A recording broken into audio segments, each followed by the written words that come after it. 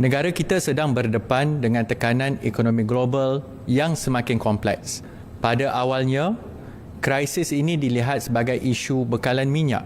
Namun kini, kesannya telah berkembang kepada rantaian bekalan, kos logistik, bekalan tenaga, bahan mentah industri, input pertanian, harga makanan, sektor pembinaan dan juga pasaran buruh.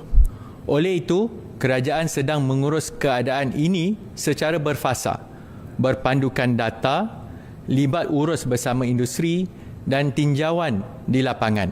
Fokus kita bukan sekadar menstabilkan harga, tetapi memastikan bekalan tenaga dan keperluan asas kekal terjamin. Kos kepada rakyat tidak meningkat secara mendadak dan membina daya tahan ekonomi negara untuk jangka panjang.